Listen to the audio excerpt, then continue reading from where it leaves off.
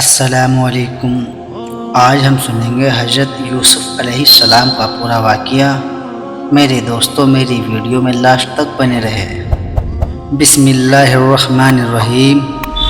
حضرت یوسف علیہ السلام حضرت یعقوب علیہ السلام کے بیٹے اور حضرت ابراہیم علیہ السلام کے پڑپوتے ہیں۔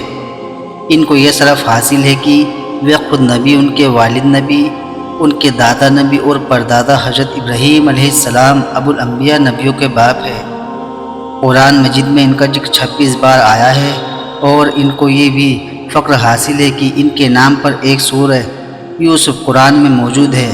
محترم ناظرین، تذکرہ کریں گے یوسف علیہ السلام کا دوسرا باب۔ ساقی نے یہ سب معاملہ بادشاہ کے سامنے جا سنایا۔ بادشاہ نے خواب کی تعمیر کا معاملہ دیکھ کر کہا کہ ایسے آدمی کو میرے پاس لاؤ۔ جب بادشاہ کا دودھ حضرت یوسف علیہ السلام کے پاس پہنچا تو حضرت یوسف علیہ السلام نے قید خانے سے باہر آنے سے انکار کر دیا اور فرمایا کہ اس طرح تو میں جانے کو تیار نہیں ہوں۔ تم اپنے آقا کے پاس جاؤ اور اس سے کہو کہ وہ یہ جانچ کرے کہ ان عورتوں کا معاملہ کیا تھا جنہوں نے ہاتھ کاٹ لیے تھے۔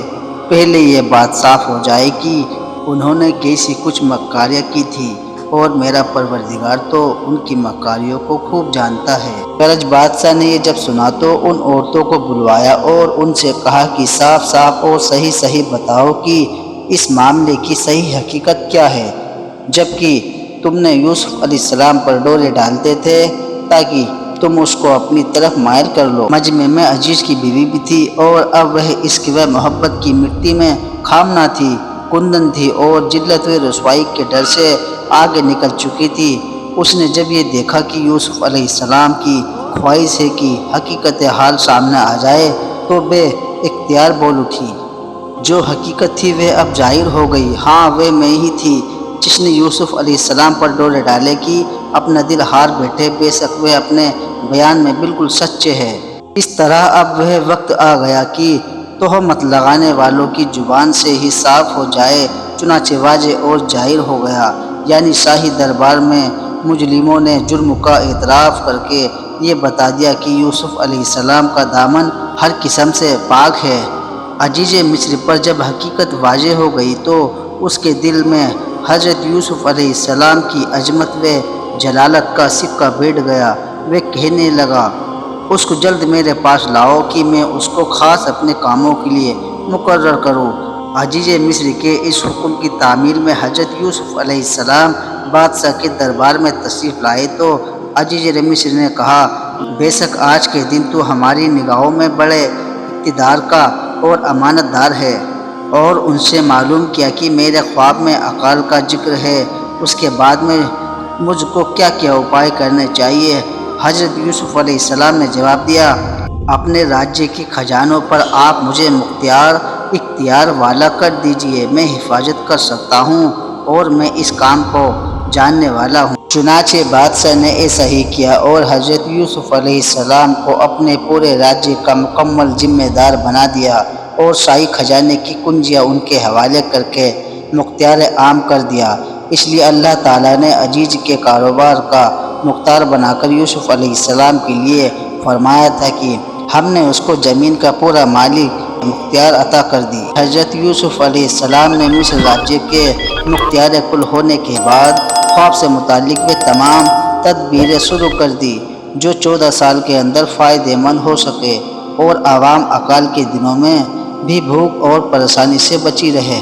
غرض جب اقال کا زمانہ شروع ہوا تو مصر اور اس کے آس پاس کے علاقے میں صنعت اقال پڑا اور کنعان میں حضرت یعقوب علیہ السلام نے صاحبزادوں سے کہا کہ مصر میں عزیز مصر نے اعلان کیا ہے کہ اس کے پاس غلہ حفاظت سے رکھا ہوا ہے، تم سب جاؤ اور غلہ خرید کر لاؤ۔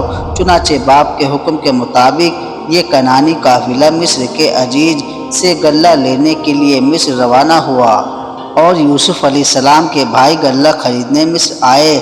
وہ جب یوسف علیہ السلام کے پاس پہنچے تو اس نے فوراً ان کو پہچان لیا اور وہ یوسف علیہ السلام کو نہ پہچان سکے۔ تورات کا بیان ہے کہ یوسف علیہ السلام کے بھائیوں پر جاسوسی کا الزام لگایا گیا اور اس طرح ان کو یوسف علیہ السلام کے سامنے حاضر ہو کر آمنے سامنے بات کرنے کا موقع ملا اور انہوں نے اپنے باپ حضرت یعقوب علیہ السلام، سگے بھائی بنیامین اور گھر کے حالات کو خوب کڑید کر پوچھا، اور جب حضرت یوسف علیہ السلام نے ان کا سامنا مہیا کر دیا تو کہا، اب آنا تو اپنے سوتیلے بھائی بنیامین کو بھی ساتھ لانا۔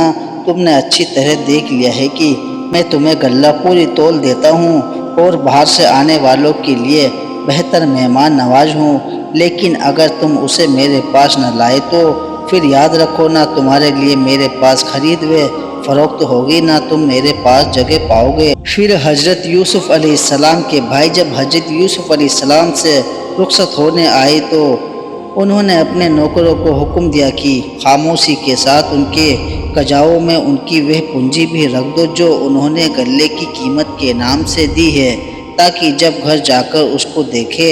عجب نہیں کہ پھر دوبارہ آئے۔ جب یہ قافلہ کنعان واپس پہنچا تو انہوں نے اپنے تمام حالات اپنے باپ یعقوب علیہ السلام کو سنائے اور ان سے کہا کہ مصر کے ولی ذمہ دار مالک نے صاف ہم سے یہ کہہ دیا کہ اس وقت تک یہاں سے آنا اور غلے کی خرید کا دھیان کرنا جب تک کہ اپنے سوتیلے بھائی بنیامین کو ساتھ نہ لاؤ، اس لیے اب آپ کو چاہیے کہ اس کو ہمارے ساتھ کر دے، ہم اس کے ہر طرح سے نگہبان اور حفاظت کرنے والے ہیں۔ اس موقع پر حضرت یعقوب علیہ السلام نے کہا، کیا میں تم پر بنیامین کے بارے میں ایسا ہی اعتماد کروں جیسا کہ اس سے پہلے اس کے بھائی یوسف علیہ السلام کے بارے میں کر چکا ہوں؟ سو اللہ ہی بہتر حفاظت کرنے والا ہے اور وہی سب سے بڑھ کر رحم کرنے والا ہے۔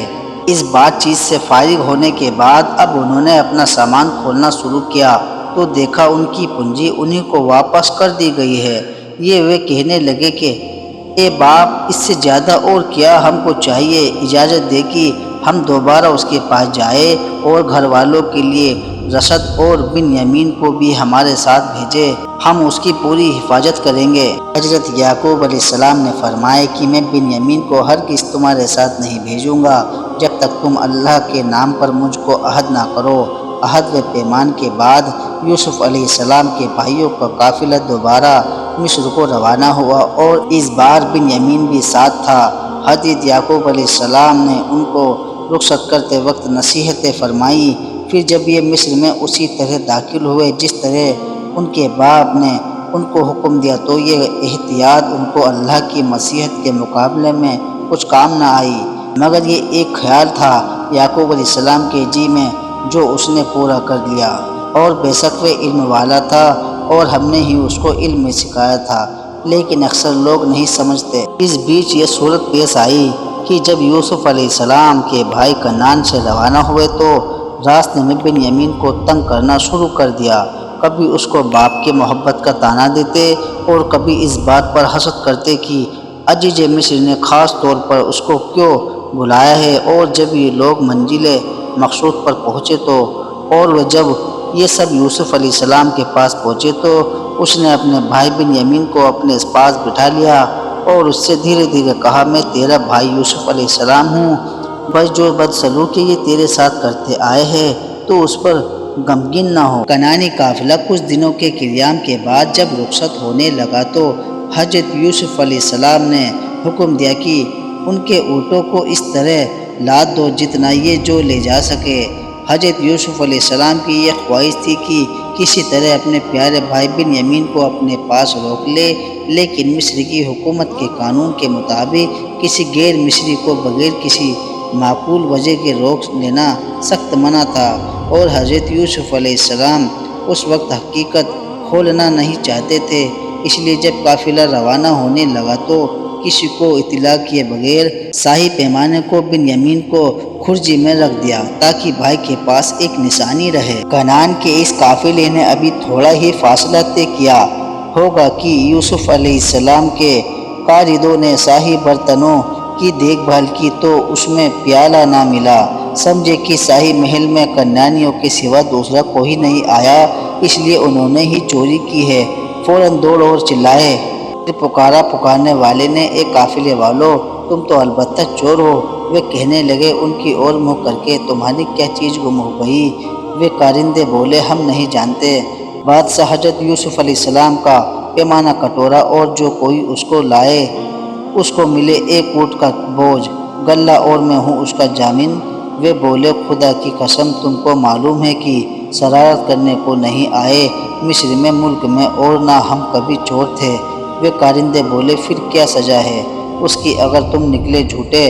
کہنے لگے اس کی سزا یہ ہے کہ جن کے سامانوں میں ہاتھ آئے وہی اس کے بدلے میں جائے، ہم یہی سزا دیتے ہیں ظالموں کو۔ اس مرحلے کے بعد یہ معاملہ عزیز مصر کے سامنے پیش ہوا اور ان کی تلاشی لی گئی تو بنیامین کے قضائے میں وہ پیالہ موجود تھا۔ پھر یوسف علیہ السلام نے ان کی کھرجیاں دیکھنی شروع کی، آخر میں وہ برتن نکالا اپنے بھائی کی کھرجی سے۔ بنیامین کو مصر میں روک لیا گیا اور حضرت یوسف علیہ السلام کے بھائیوں نے جب یہ رنگ دیکھا تو باپ کا عہد و پیمانہ یاد آ گیا اور خصامت بھرے عرض معلوم کر کے عزیز مصر کو بنیامین کی واپسی کی ترغیب دلائی۔ یہ طریقہ بھی کامیاب نہ ہو سکا تو آپس میں مشورے سے پایا کہ والد بزرگوار کو صحیح صورت بتلا دی جائے اور کہا کہ وہ اس واقعے کی تصدیق دوسرے قافلے والوں سے بھی کر لے۔ اس مشورے کے مطابق حضرت یوسف علیہ السلام کے بھائی کنعان واپس آئے اور حضرت یعقوب علیہ السلام سے بنا گھٹائے بڑھائے سارا واقعہ کہہ سنایا۔ یعقوب علیہ السلام اور یوسف علیہ السلام کے معاملے میں ان کی صداقت کا تجربہ کر چکے تھے، اس لیے فرمایا تمہارے جی نے ایک بات بنا لی ہے، واقعہ یہاں نہیں ہے بنیامین اور چوری، یہ نہیں ہو سکتا۔ خیر اب صبر کے سوا کوئی چارہ نہیں ہے، ایسا صبر کہ بہتر سے بہتر ہو اللہ تعالیٰ کے لیے ناممکن تو نہیں ہے کہ ایک دن ہم لوگوں کو پھر جمع کر دے اور ایک ساتھ ان دونوں کو مجھ سے ملا دے۔ بے شک وہ دانا اور حکمت والا ہے۔ اور ان کی اور سے رخ کر لیا اور فرمانے لگے۔ یعقوب علیہ السلام کی آنکھیں غم کی زیادتی کی وجہ سے روتے روتے سفید پڑ گئی تھی اور سینہ غم کی جلن سے جل رہا تھا، مگر صبر کے ساتھ اللہ پر توکل کے بیٹھے تھے۔ بیٹے یہ حال دیکھ کر کہنے لگے خدا کی قسم تم ہمیشہ اسی طرح یوسف علیہ السلام کی یاد میں گھٹتے رہو گے یا اسی غم سے جان دے دو گے؟ حضرت یعقوب علیہ السلام نے یہ سن کر فرمایا میں کچھ تمہارا شکوہ تو نہیں کرتا اور وہ تم کو ستاتا ہوں، بلکہ میں تو اپنی حاجت اور غم اللہ کی بارگاہ میں عرض کرتا ہوں۔ میں اللہ کی اور سے وہ بات جانتا ہوں جو تم نہیں جانتے۔ بہرحال حضرت یعقوب علیہ السلام نے اپنے بیٹوں سے فرمایا دیکھو ایک بار پھر مصر جاؤ اور یوسف اور اس کے بھائی کی تلاش کرو اور اللہ کی رحمت سے نا امید اور مایوس نہ ہو۔ حضرت یوسف علیہ السلام کے بھائیوں نے تیسری بار پھر مصر کا ارادہ کیا اور شاہی دربار میں پہنچ کر اپنی پریشانی بیان کی اور خصوصی لطف و کرم کی درخواست بھی کی۔ حضرت یوسف علیہ السلام نے پریشانی کا حل سنا تو دل بھر آیا اور آپ سے ضبط نہ ہو سکا کہ خود کو چھپائے اور راز ظاہر نہ ہونے دے۔ آخر فرمانے لگے کیوں جی تم جانتے ہو کہ تم نے یوسف علیہ السلام اور اس کے بھائی کے ساتھ کیا معاملہ کیا جبکہ تم جہالت میں ڈوبے ہوئے تھے؟ بھائیوں نے یہ امید کے خلاف سن کر کہا کیا تم واقعی یوسف ہو؟ حضرت یوسف علیہ السلام نے جواب دیا ہاں میں یوسف ہوں اور یہ بنیامین میرا بھائی ہے۔ اللہ نے ہم پر احسان کیا اور جو آدمی بھی برائیوں سے بچے اور مصیبتوں میں ثابت قدم رکھے تو اللہ نیک لوگوں کا اجر برباد نہیں کرتا۔ حضرت یوسف علیہ السلام کے بھائی یہ سن کر کہنے لگے کہ خدا کی قسم اس میں شک نہیں ہے کہ اللہ تعالیٰ نے تم کو ہم پر برستی ہوئے بلندی بخشی اور بے شک ہم پوری طرح قصوروار تھے۔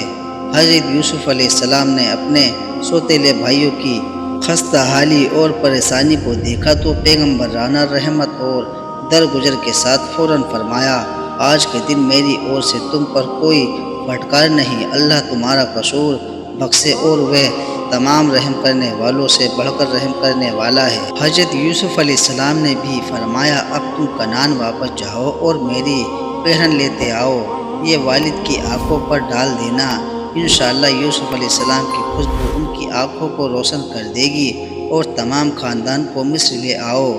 ادھر حضرت یوسف علیہ السلام کے بھائیوں کا قافلہ کنعان کو یوسف کا پہرن لے کر چلا تو ادھر حضرت یعقوب علیہ السلام کو وحی الہی نے یوسف کی خوشبو سے مہکا دیا۔ فرمانے لگے اے یعقوب کے خاندان اگر تم یہ نہ سمجھو کہ بڑھاپے میں ان کی عقل ماری گئی ہے تو میں یقین کے ساتھ کہتا ہوں کہ مجھ کو یوسف کی مہک آ رہی ہے۔ وہ سب کہنے لگے خدا کی قسم آپ تو اپنے پرانے خط میں پڑے ہو، یعنی اس قدر مدت گزر جانے کے بعد بھی، جبکہ اس کا نام و نشان بھی باقی نہیں رہا، تمہیں یوسف ہی کی رٹ لگی ہوئی ہے۔ کنعان کا قافلہ واپس پہنچا تو وہی ہوا جس کی اور حضرت یوسف علیہ السلام نے اشارہ کیا تھا۔ پھر جب بشارت دینے والا آ پہنچا تو اس نے حضرت یوسف علیہ السلام کے پہرن کو یعقوب علیہ السلام کے چہرے پر ڈال دیا، بس ان کی آنکھیں روشن ہو گئی۔ یعقوب علیہ السلام نے کہا، کیا میں تم سے نہ کہتا تھا کہ اللہ کی اور سے وہ بات جانتا ہوں جو تم نہیں جانتے؟ حضرت یوسف علیہ السلام کے بھائیوں کے لیے یہ وقت بھی کٹھن تھا۔ شرم و ندامت ہوئے سر جھکائے ہوئے بولے، اے باپ، آپ اللہ کی جناب میں ہمارے گناہوں کی مغفرت کے لیے دعا فرمائیے، بے شک ہم خطا کار اور قصوروار ہے۔ حضرت یعقوب علیہ السلام نے فرمایا، بہت جلد میں اپنے رب سے تمہاری مغفرت کی دعا کروں گا، بے شک وہ بڑا بخشنے والا ہے، رحم کرنے والا ہے۔ غرض حضرت یعقوب علیہ السلام اپنے سب خاندان کو لے کر مصر روانہ ہو گئے۔ تورات کے مطابق مصر آنے والے اتر لوگ سے جب حضرت یوسف علیہ السلام کو اطلاع ہوئی کہ ان کے والد خاندان سمیت شہر کے قریب پہنچ گئے تو وہ فوراً استقبال کے لیے باہر نکلے۔ حضرت یعقوب علیہ السلام نے ایک لمبی مدت کے بعد بیٹے کو دیکھا تو سینے سے لپٹ لیا۔ حضرت یوسف علیہ السلام نے والد سے عرض کیا کہ اب آپ عزت و احترام اور امن و حفاظت کے ساتھ شہر میں تشریف لے چلے۔ حضرت یوسف علیہ السلام نے والد ماجد اور تمام خاندان کو شاہی سواریوں میں بٹھا کر شہر اور شاہی محل میں اتارا۔ اس کے بعد ایک دربار سجایا گیا۔ حضرت یوسف علیہ السلام کے والد کو شاہی تخت پر جگہ دی۔ اس کے بعد خود حضرت یوسف علیہ السلام شاہی تخت پر بیٹھے۔ اگر میرے پیارے دوستوں میری ویڈیو اچھی لگی تو میری ویڈیو کو لائک اینڈ سبسکرائب کرے، بیل آئیکن آن کرے، جو ہر آنے والی ویڈیو آپ کو سب سے پہلے دیکھنے کو ملے۔ اللہ حافظ، دعاؤں میں یاد رکھنا۔